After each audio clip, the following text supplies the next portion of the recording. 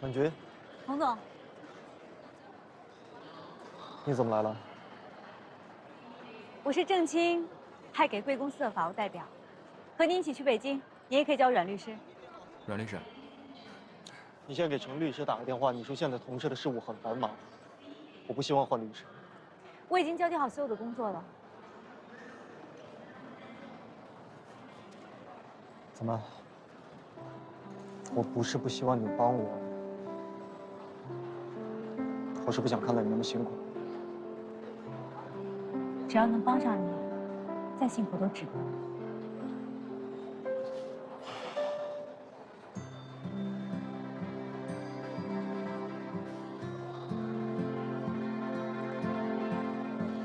谢谢。我们走。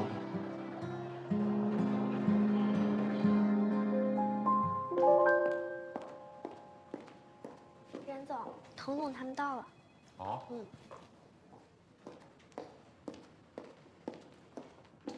任总，我给你介绍一下，这位是我的法务代表，我是同事的法务代表，我姓阮。来，请坐。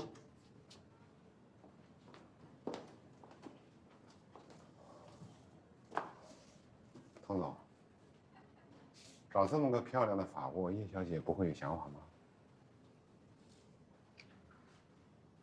其实我和洁白，当然不会，我们是帮着客户解决问题，而不是制造问题。明白了，那就先解决我这个问题。你是说让我把同事所有的工作全都交给你？让我协助您也行，只要能让我为同事工作，我想帮他，这是我唯一能做的事情了。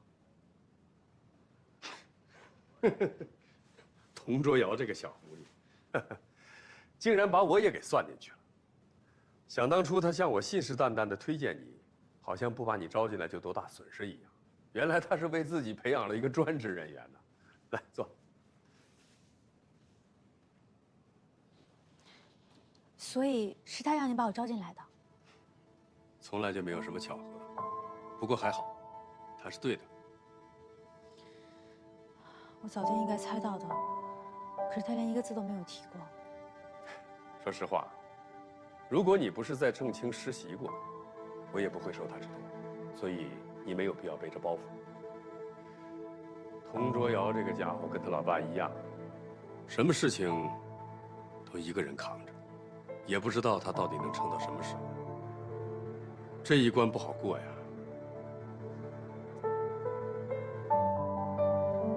程主任，请您一定要答应我，我这次一定要帮他。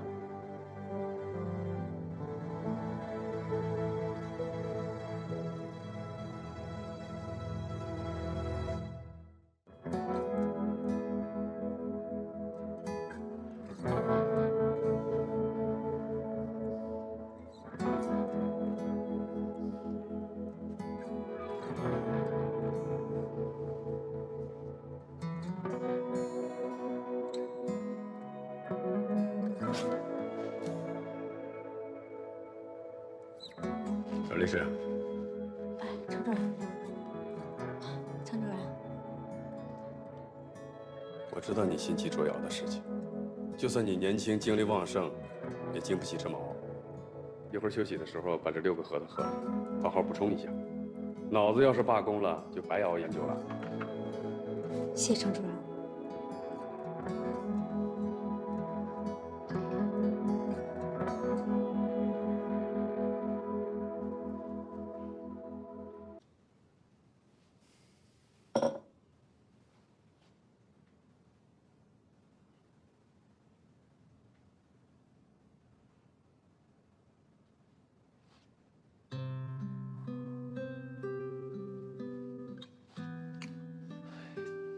就是因为我昨天说话太重了，我向你道歉。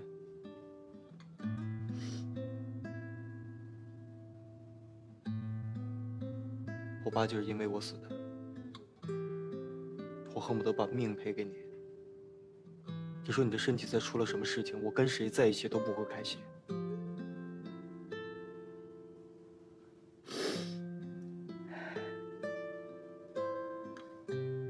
跟你爸爸一样，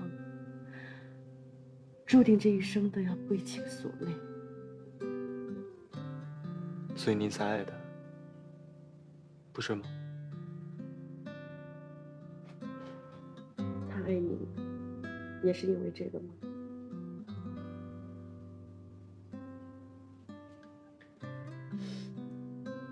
他和我说过，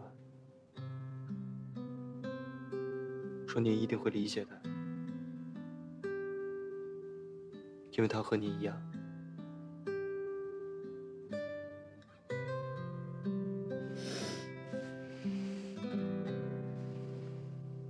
不哭了啊！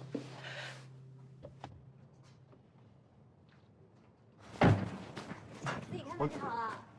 好吧。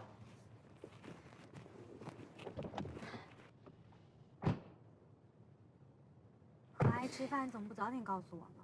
我好准备一下。要准备什么呀？放轻松一点。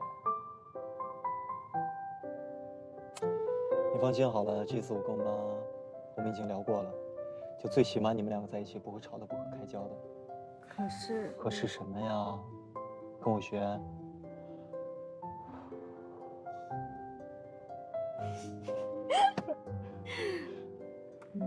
那你没有把我们结婚的事情告诉他吧？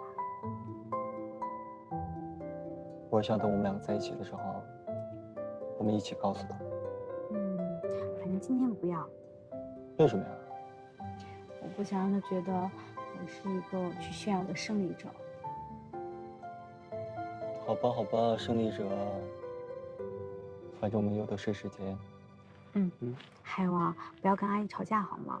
我不想让他觉得我把他心爱的儿子给夺走了。好，你怎么这么善良啊？走了。呀，拜拜。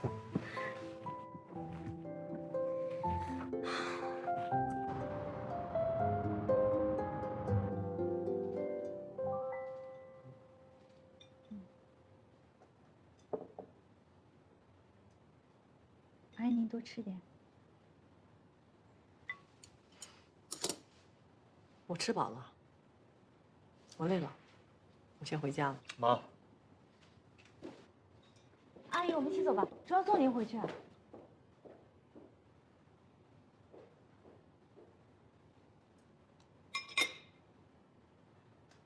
要不想吃，过来干嘛？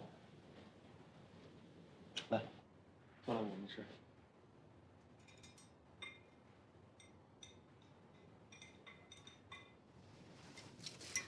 这次已经很好了，没有赶我走。下一次会更好的。傻瓜，快吃。多吃点。你再要多吃一点，都瘦了。都胖了，是你瘦了。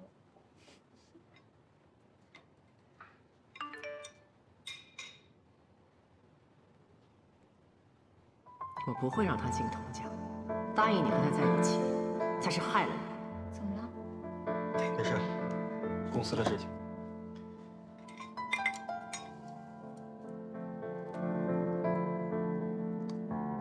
我们多吃一点，啊。签署的合同里要求业绩月报，但是现在咱公司这个情况，要不咱就按月计划抄送给他，反正也没到年底结算，也许签署他也不会仔细看。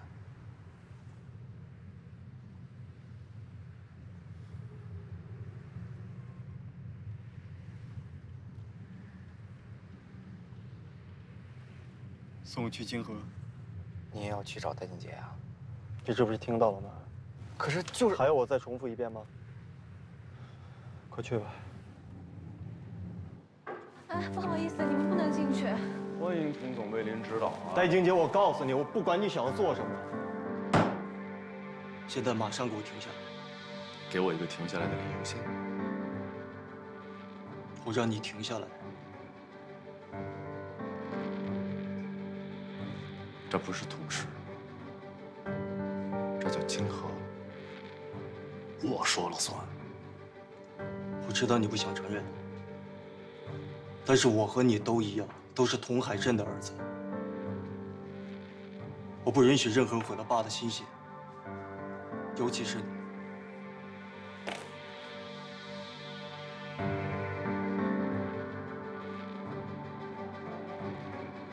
他是你父亲，不是我父亲。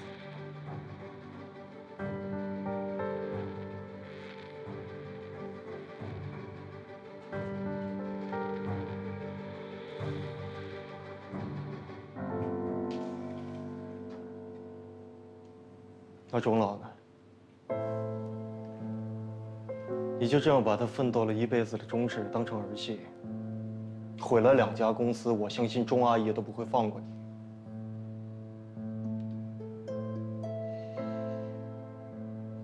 我的妈妈在天上，她在看着童氏，还有满军。你是怎么得到的？然后要慢慢的失去。戴静静，我告诉你，你不要再把阮万军搅进来了。你要是再把他搅进来，我保证，你1分1毫都拿不到。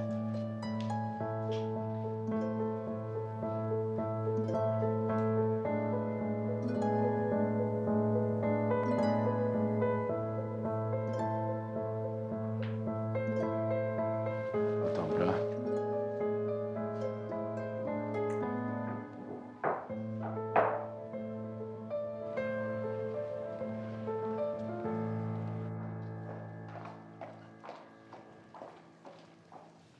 李律师，你快递。啊，谢谢。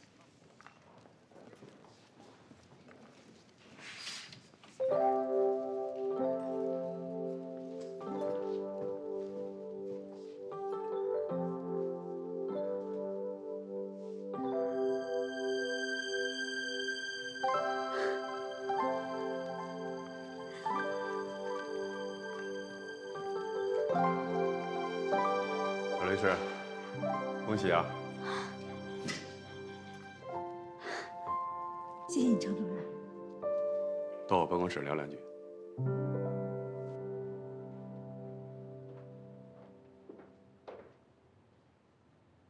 坐吧。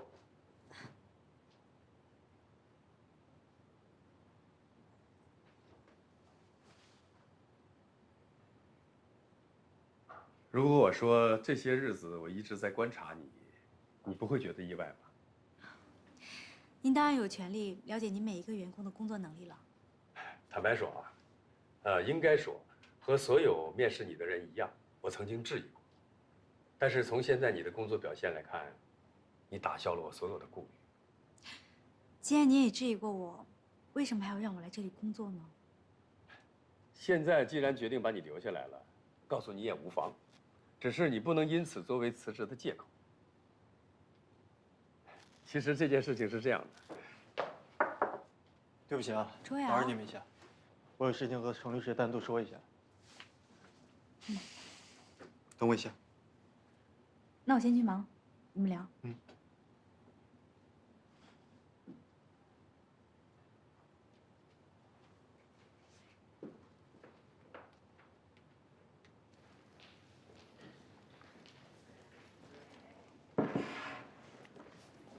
出什么事儿了吗？没什么事，公司的事情。刚好过来接你下班。那我去准备一下。去吧。钟瑶，千树投资公司虽然要求同事在规定的时间内完成之前的业绩，但是并没有对公司受不可抗力的因素做出相应的要求。因此，只要同事赶在合同期之内完成之前的计划，问题就不大了。我知道了。还有，和其他公司的预购合同，我提早就做了公证，建议以违约为由提起诉讼，而且越快越好。一方面争取赔偿，降低损失；另一方面，也给其他的合作方一个警示。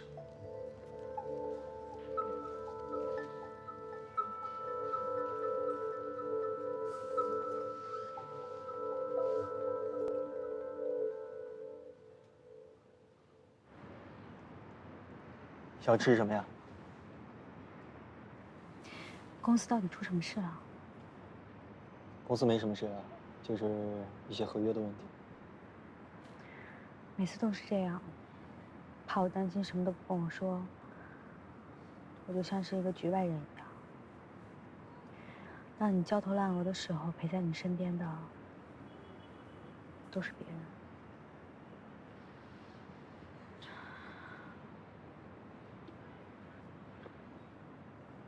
是我不好，对不起。主要，我不想明明就在你身边，却感觉我们距离好远的样子。我的妈妈在天上，她在看着同事，还有满军。你是怎么得到的？然后要慢慢的失去。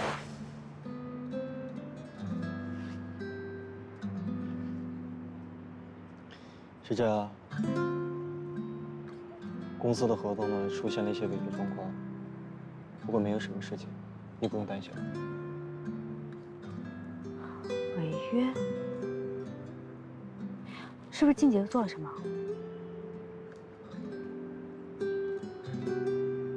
你只要记住，不管他做什么，我都可以解决。但是你要答应我，你不可以再去找他了。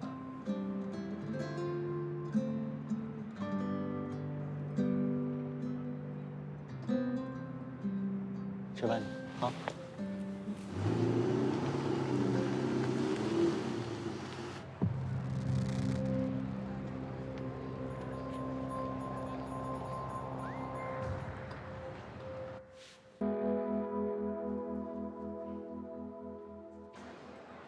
婉君，洪总，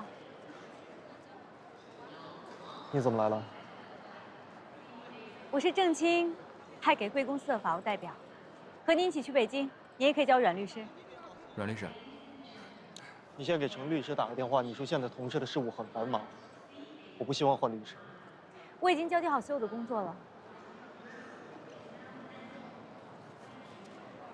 怎么？我不是不希望你帮我，我是不想看到你那么辛苦。只要能帮上你，再辛苦都值得。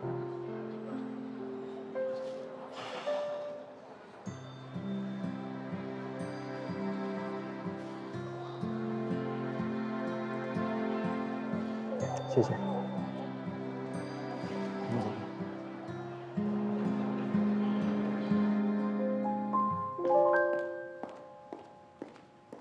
袁总，童总他们到了。哦。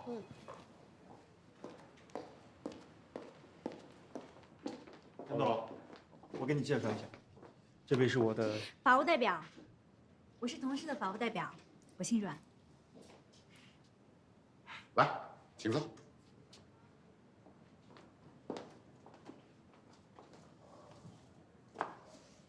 童总，找这么个漂亮的法务，叶小姐不会有想法吗？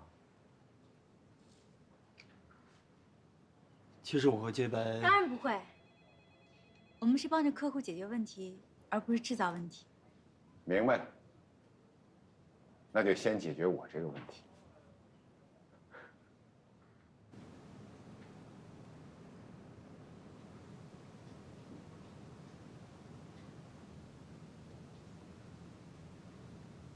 洁白，爸，你怎么到公司来了？啊，我就是想来问问你，同事到底怎么样了？我听说同事和好几家公司都解约了。违约算什么？白捡的钱有几个不动心的？现在真正难的是嘉禾的钢材供应量，能够垄断行业内的需求。同时，金河还放出话来，但凡跟童家有过合作的，可以拿到更低的价格。所以除了价格战，同事也没有别的办法了，是吗？他同志瑶借的那点钱，也是杯水车薪，我看恐怕是凶多吉少了。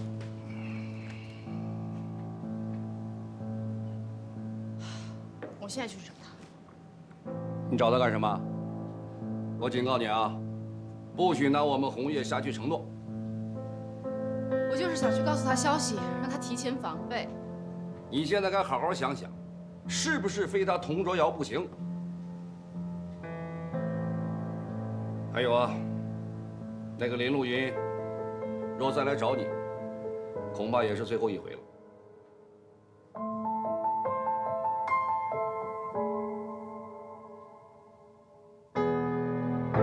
海关天天催着提货，可是仓库里没有地方，又陆续退回来的。资金都压在货上，原计划的货款也没有到账，现在只有一些违约金的回款，还能勉强应付这个月的银行贷款。下个月就不知道了。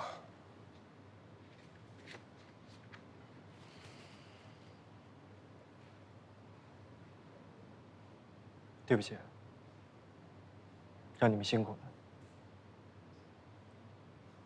请财务部配合人事部，将我们第一笔收到的所有的违约金，作为我们的员工的奖金发放。我很感谢大家，在同事最困难的时候和我一起同舟共济。可是，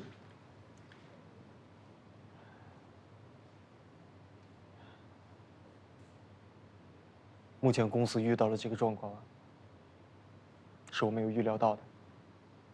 我和大家一样，遇到了前所未有的困难，但是我不会放弃。我希望大家可以正视眼前的问题。我们目前公司最大的问题就是资金周转的问题。与其大家现在在这发愁，我们可以换一个思路再思考一下。我们可以采取银行贷款的方案。大家要相信我，我会尽我全能，带同事走出困境。谢谢你们。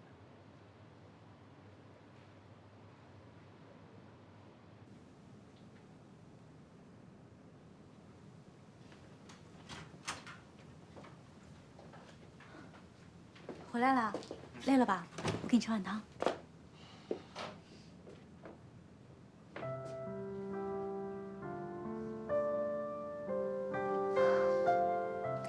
我已经向违约公司发了律师函，尽快把违约金都追回来。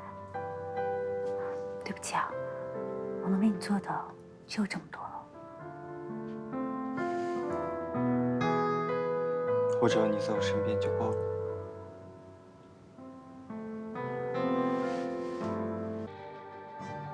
那我就跟您说实话了，同事目前的状况比你想象的还要糟糕。我不知道同事到底还可以撑多久。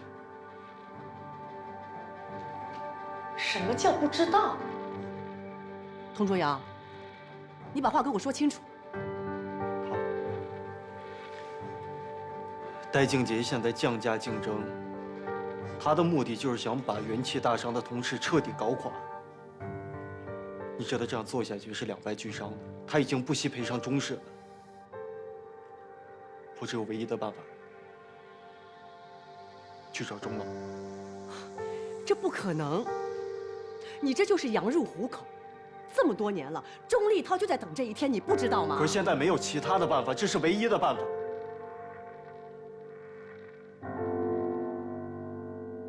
我会去想办法说服钟老，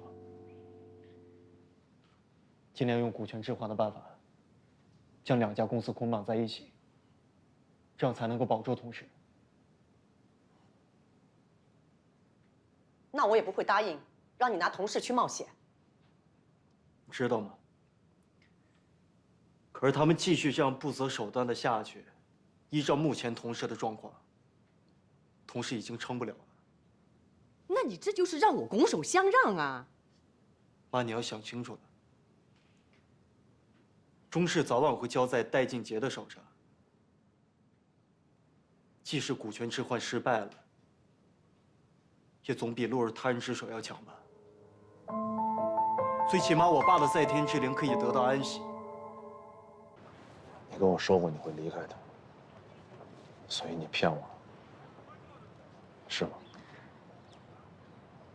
我答应过周瑶，不管发生什么事情，我都不再离开他。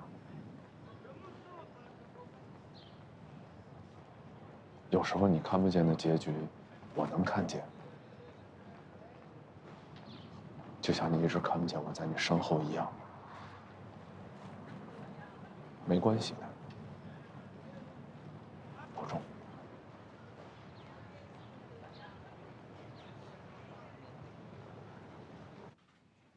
你不是还有我和我姐吗？我们一样可以让你过上更好的生活。你以为我是舍不得同事那份家产吗？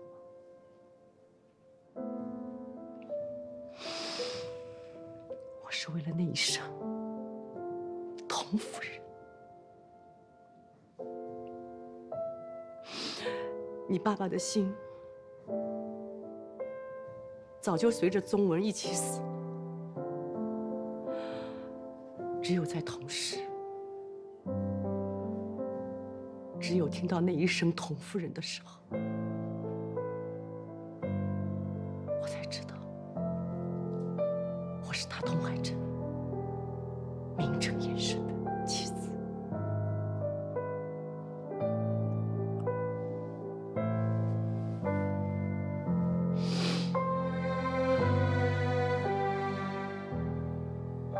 对不起。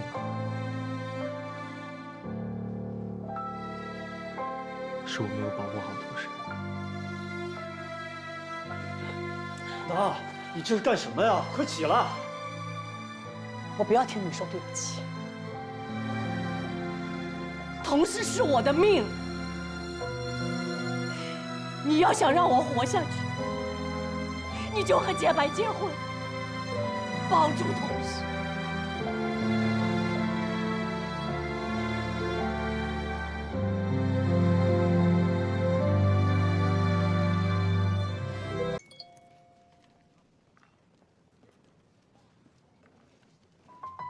晚上和卓瑶一起来家里吃饭。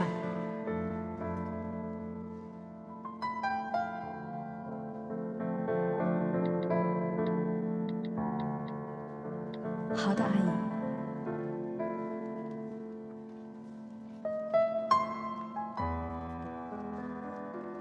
你是说我妈给你发的信息，你怎么也不告诉我？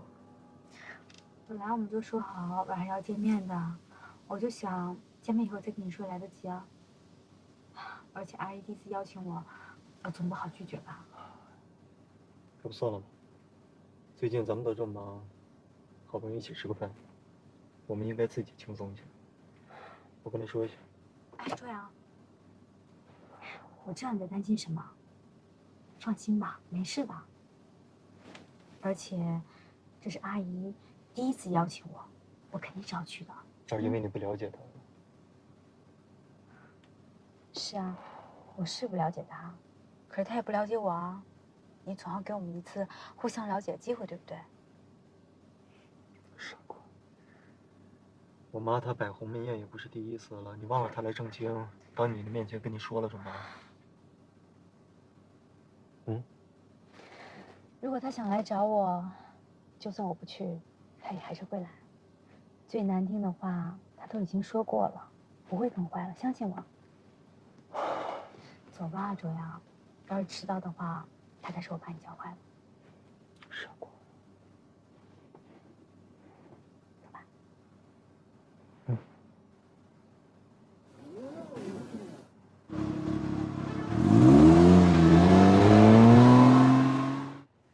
洁白，你看，阿姨给你做了芦笋烧虾，你最爱吃的啊。好，来。哎，洁白啊，我去开门。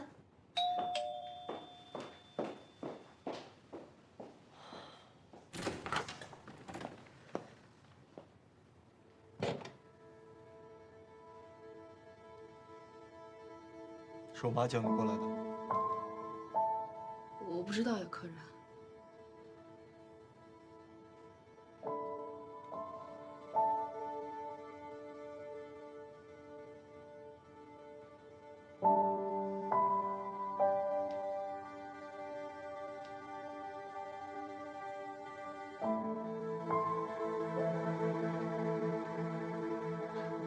阿姨，这是我给你带礼物。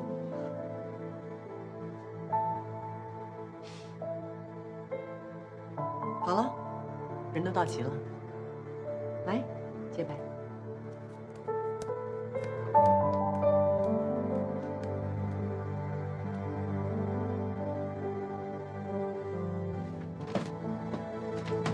我们走。周瑶，进去吧，都来了。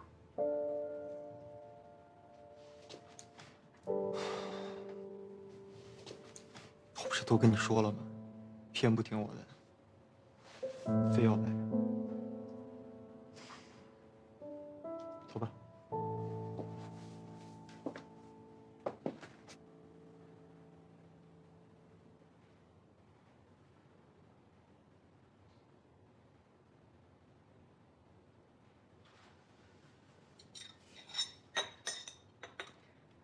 这个芦笋烧虾，我是专门做给洁白吃的。阮小姐要是吃不惯的话，就多吃些别的菜吧。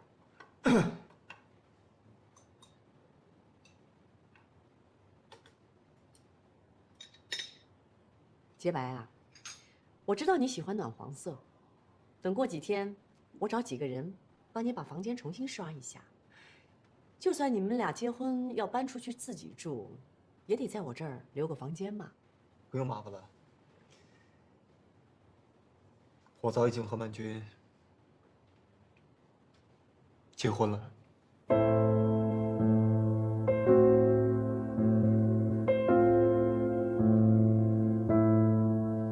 你说什么？你再说一遍。我说我们两个已经结婚了，是受法律保护的，没有任何人可以拆散我们。还是我先走吧。都给我站住！不把话说清楚，谁都不许走！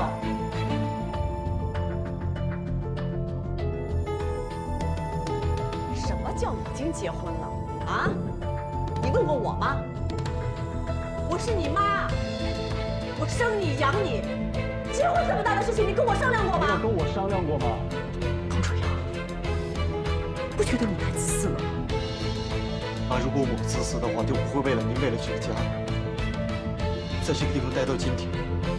好，既然你说为了这个家，那你马上跟他离婚，跟洁白结婚。对不起，我先走了。闹成这样，你满意了吗？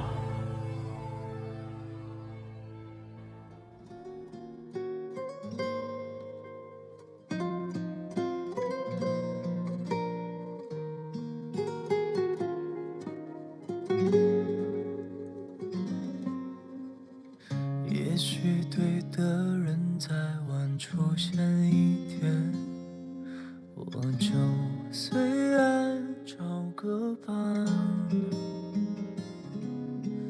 对自己说晚安，中午醒来吃早餐，苦笑这一切早就习惯。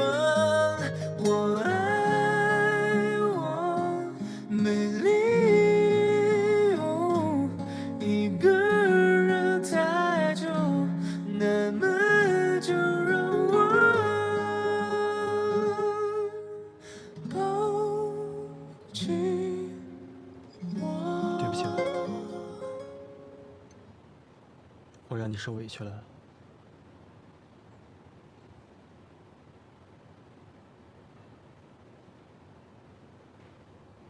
其实我特别开心，我终于可以告诉全世界，你是我丈夫。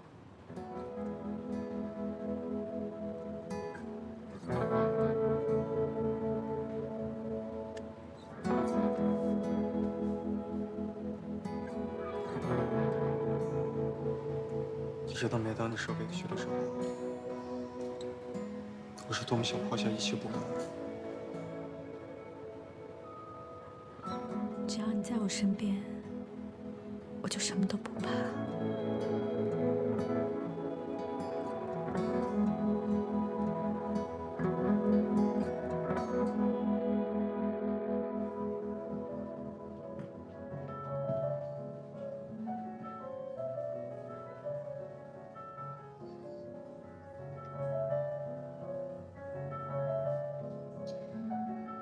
这就是你的办法吗？把他逼得无路可走，让他不得不去求叶家。他可以放弃。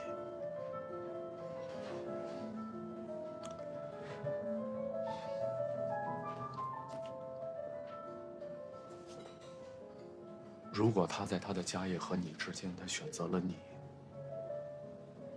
我心甘情愿的放手，我成全他，我祝福他。但是他会吗？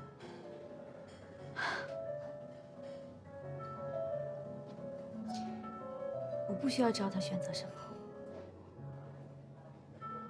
只要你同意停下来，让我做什么我都愿意，除了离开他。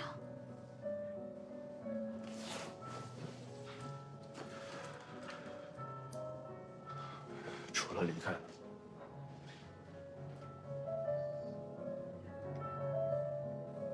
你什么都愿意做，是吗？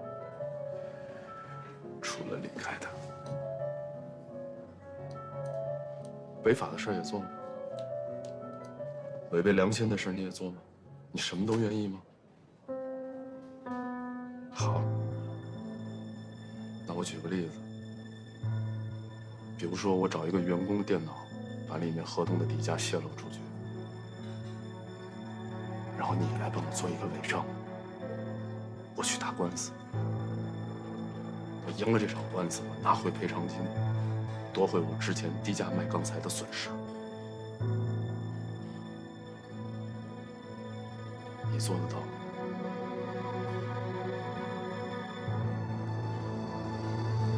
做到了，听你的；做不到，离开他。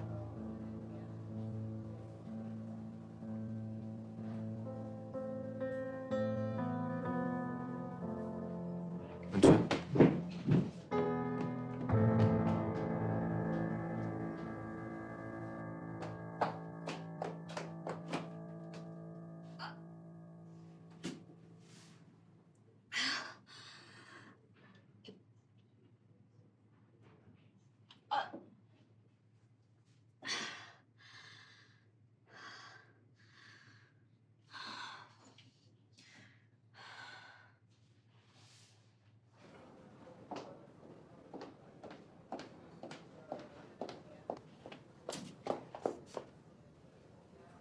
我等着你的答案。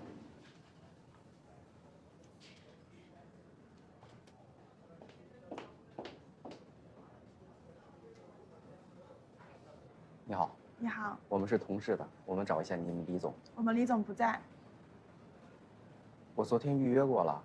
我们李总真的不在，他出差去了。走。好吧，多谢。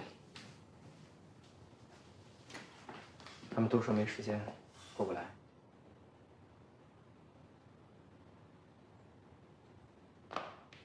走吧。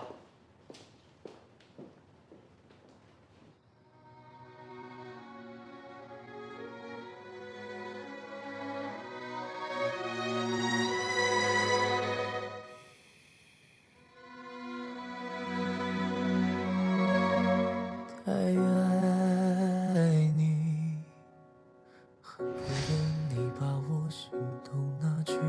我恨你，当爱得太用力，我如进去失了。我早已经和曼君结婚了。让我发了疯。你说什么？我发了疯。你再说一遍。我说我们俩已经结婚了，是受法律保护的，没有任何人可以拆散我们。我才能呼吸想见你，时间判我无知都是 everything， you are my everything 的意义。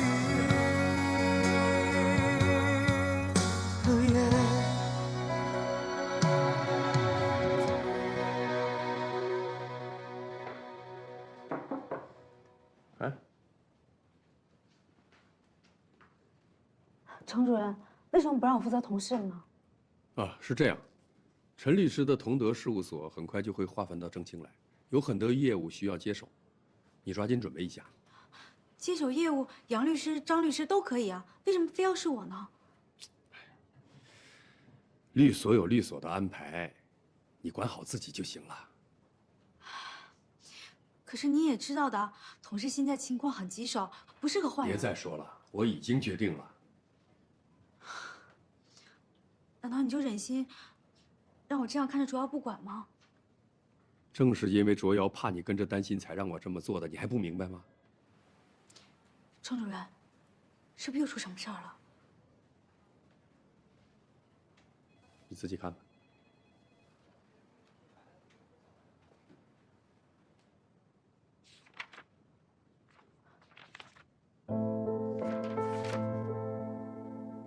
这么多解约合同，还不是因为钱闹的，一个个都跟人精似的，都想找机会浑水摸鱼。照这样下去，同事一定会倒在钟世强他自己面前的。还有什么其他办法吗？其他办法？非亲非故的，谁会真金白银砸在这里趟这趟浑水啊？就算有人想帮忙，谁有这个能力和钟氏抗衡？恐怕这两个条件都具备的，只有红叶了吧？商业上的事，你我都是门外汉。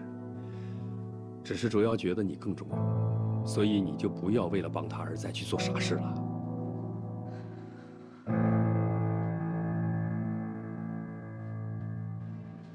他是你丈夫，我凭什么帮他？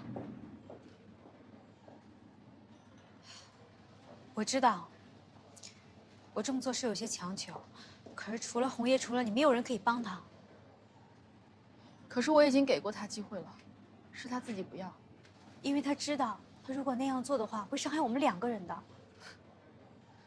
还是别把话说得这么冠冕堂皇吧，更别以你童太太的身份跟我说这些。对我来说，都是一种炫耀。我如果想炫耀的话，不可能连个戒指都不敢戴。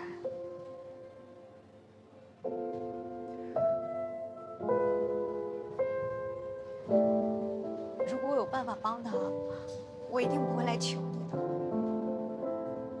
如果你真的想我帮他，就让他自己来找我。你知道的，他不可能来求你。他不来求我，难道就要让我厚着脸皮去找他吗？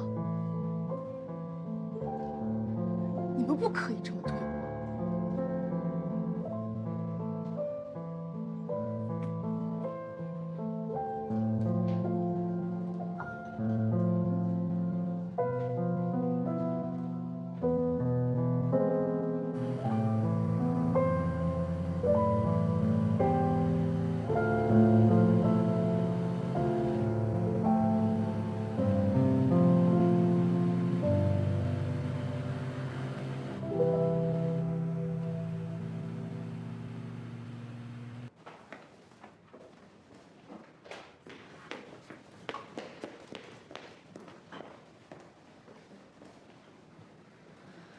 谢小姐，你来了。这到底怎么回事？他们怎么都走了？也不能怪他们。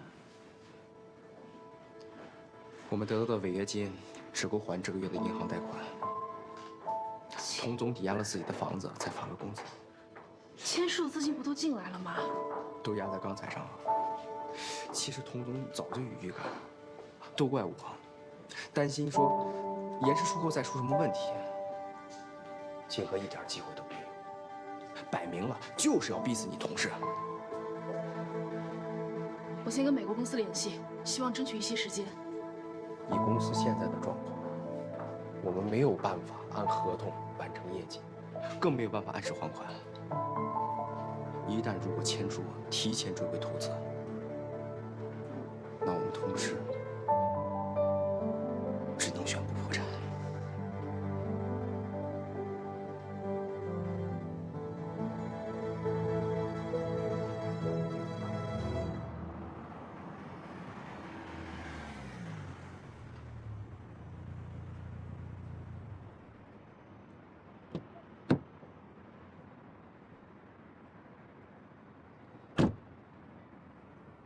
以公司现在的状况，我们没有办法按合同完成业绩，更没有办法按时还款。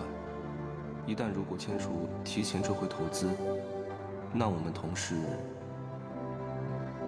只能宣布破产。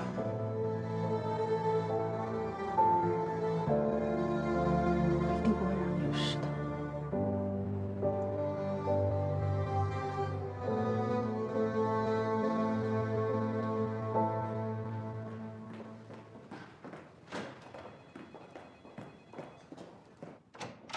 爸，大小姐，大小姐，我爸呢？叶总在会议室了。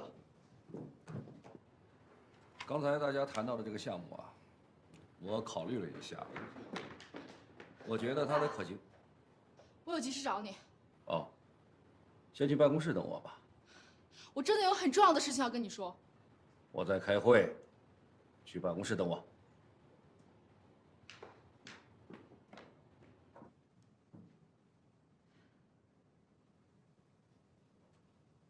你来找我，要还是为了童家的事儿，就什么也不要说了。可是这件事情也有我的责任。如果不是我没有第一时间告诉他，他根本不会同意那批钢材出库，也不会把现金变成了货款啊。那也是他们自己的事儿。可是我有责任啊。变成这样是他们童家自己欠下的，跟你有什么关系？是跟我没有关系，跟他也没有关系啊，那是叔叔阿姨的事儿。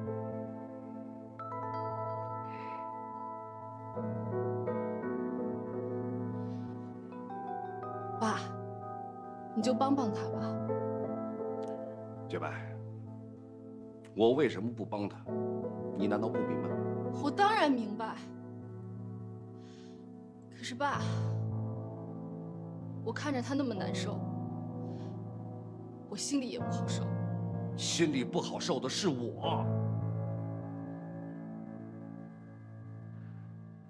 你是我捧在手里，搁在心尖上长大的女儿。你为了等童卓瑶一个电话，整夜的不睡，被童卓瑶欺负了，自己躲在屋里哭。现在呢？现在又要为他的事情跑过来求我，而那童卓瑶呢？他为你做了些什么？女儿啊，他根本就不爱你。可是我爱他。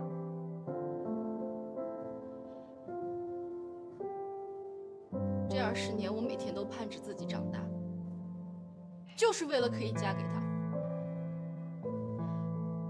我以为最痛苦的事情就是我不能跟他在一起。可是当我看到那个不可一世的童卓瑶就要倒下的时候，我觉得更痛苦。爸，我可以什么都不要，可是我希望他快乐。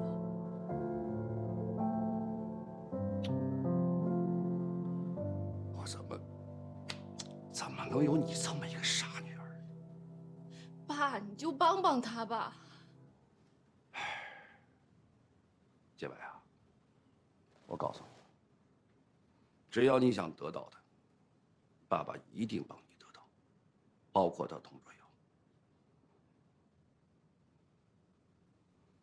但是这次，我会让他摔得很惨，我会让他跪着来求我，我会让他一辈子离不开叶家，一辈子离不开你。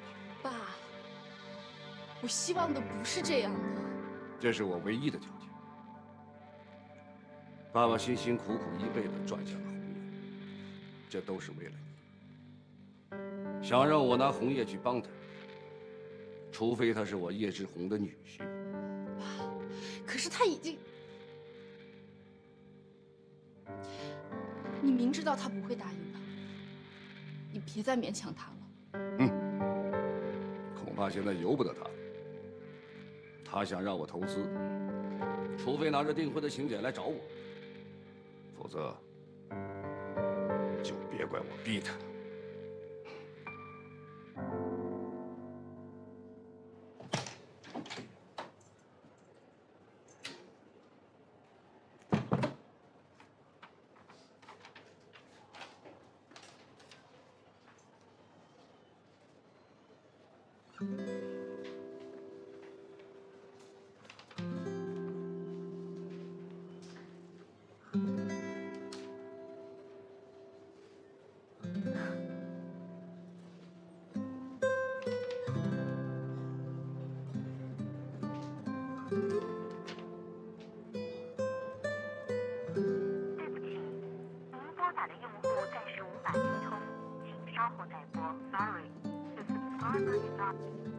怎么打不通啊？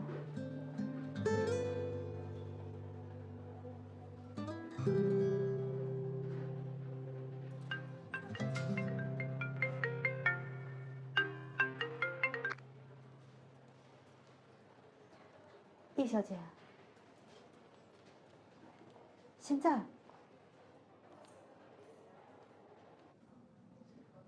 我知道钱对你来说没用，你说，要怎么做你才离开卓瑶？我答应过卓瑶，不管发生什么事情，我都不会离开他。你不会离开他，但是你又帮不了他，你只会拖累他。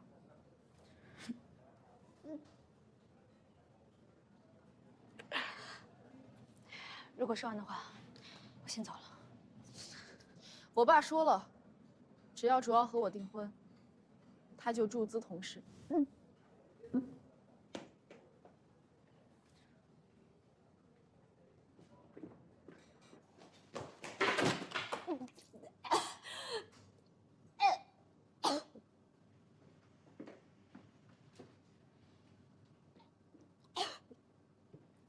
你没事吧？是啊，有点晕起来。你包里有纸巾吗？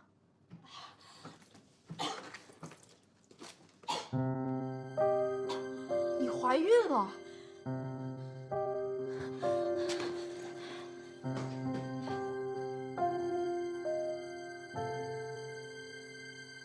废话当然有。听着你只管负责发货，我会按照合同的价格给你，放心好吗？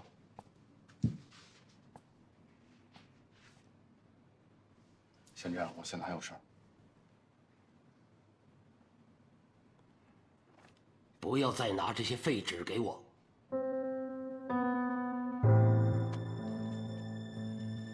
钟氏不会给金河1毛钱的。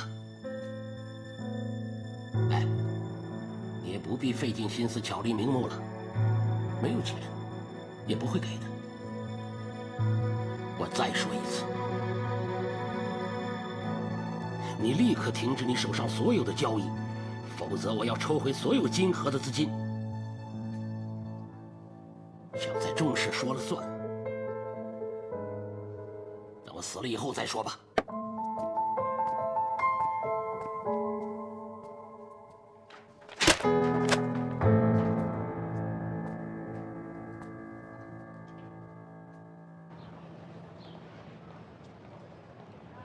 想好了吗？他有什么错？选择跟他在一起的人是我，他有什么错？同事有什么错？他又要得到你，又不想放弃叶家对同事的帮助，凭什么？我看不下去，你忍得了，我忍不了。要不然他堂堂正正的过来跟我竞争，要不然他放弃你，他只能选择一样。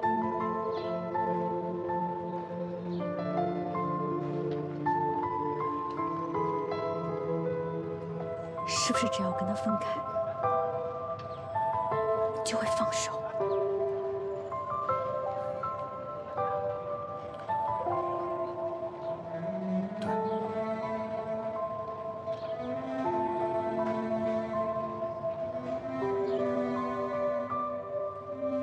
好，最好记住你说过什么。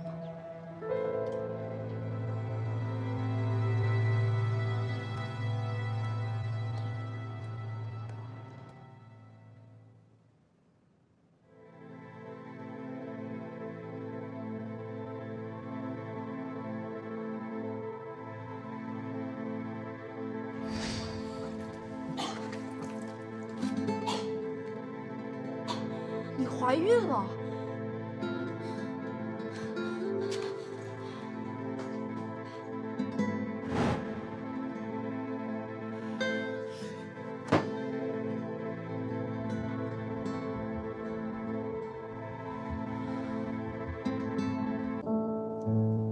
只要让他和你并肩站在一起，他就不可能在佟志阳的对面，不是吗？现在，就是你从佟志阳手中挽回他的机会。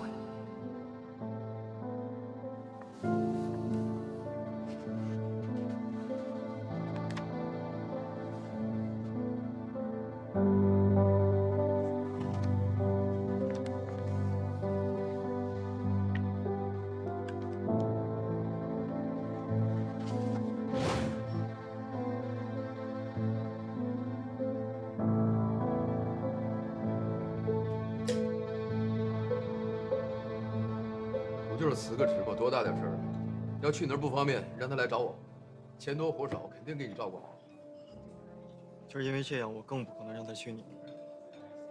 你想，如果他跟我在一起的话，连这点安全感都没有，那我心里会更不好受。谁让你妈总给你出难题？他是故意的，他是想让曼君知难而退。可是现在曼君毕竟在中立涛公司。他是怕我被利用，这点我可以理解。可惜啊，谁理解你呢？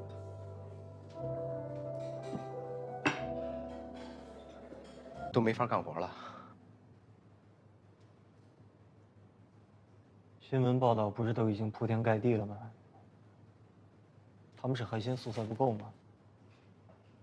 我站在外边空口无凭说一些不疼不痒的话，有什么意义吗？可咱们是被冤枉的呀！我当然知道被冤枉了，不是都说没有确凿的证据了吗？下面人都在会议室等您开会。我现在没有空跟他们吵架。对外公告，同事从现在开始停止所有的对外业务，彻底彻查这一批钢材的问题。你要尽快帮我查清楚钢材到底是哪里出了问题。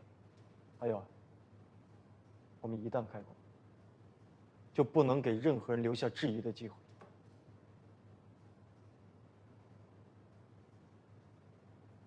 知道了。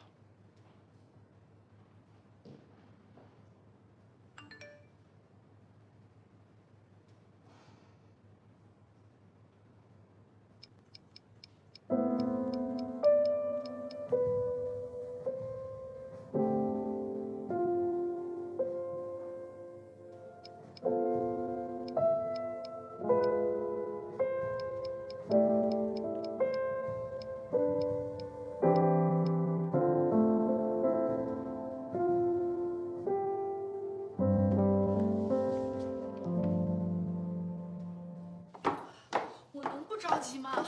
哦，我先不跟您说了。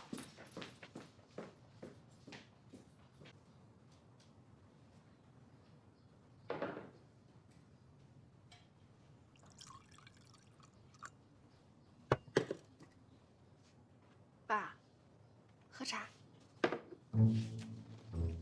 啊？哟。你按摩一下。哎。哎呀，无事献殷勤，真没好事儿。您怎么这么说呀？我自己的女儿，我闭着眼都知道你琢磨什么。哎呀，哎呦，哎呦！不帮你，那你就给爸吧，帮还是不帮？这帮和不帮，你总得给我一个理由吧？因为他是我爱的人啊。哎呀。你好歹也是一个商校的优秀毕业生，这怎么说起话来一点等价交换的意识都没有啊？啊！我现在跟您谈的是感情，不是商业谈判。好吧，既然你想得到，那你就得经营规划。现在就是个机会，有需求才有市场。现在佟卓瑶有需求，你就应该很好的把握市场。我不怕他损失，我怕他损失的不够多。他摔得有多惨，爸爸都能给帮他。只有在他摔得足够惨的时候，他才能真正的意识到你对他的重要性。好好想想吧。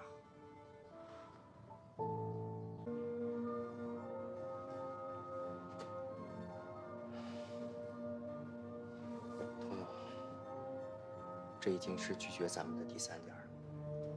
要不咱们再争取一下，别人家一说不行，咱们就撤。做生意最终的目的，大家都是为了盈利。只能怪咱们出事的时间不对，还是尽快查清楚。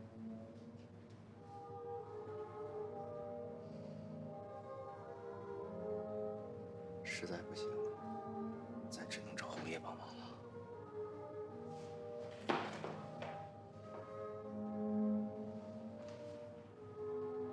从来就没有这个选择。该干什么干什么，走吧。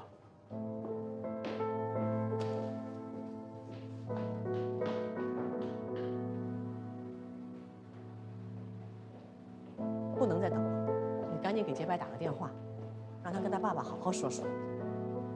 这种时候，能帮忙的也只有自己人了。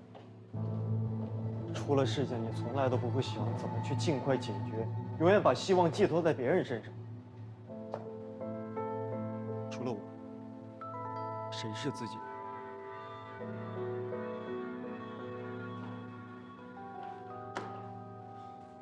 你不打我打，我亲自打给老叶，我就跟他说，他女婿求他帮忙。麻烦你给我找一下叶总。对不起，叶总正在开会，结束以后回复您。你看看，你自己好好看看。要不是你整天这副冷冰冰的样子，他能这样啊？你要是听我的话，接风那天就和洁白把关系定下来。我告诉你，他现在都主动找上门来帮你，我何至于还被别人挂电话？再跟你说一遍，我跟洁白不可能有任何的关系。跟我有关系的人，他只能是阮曼君。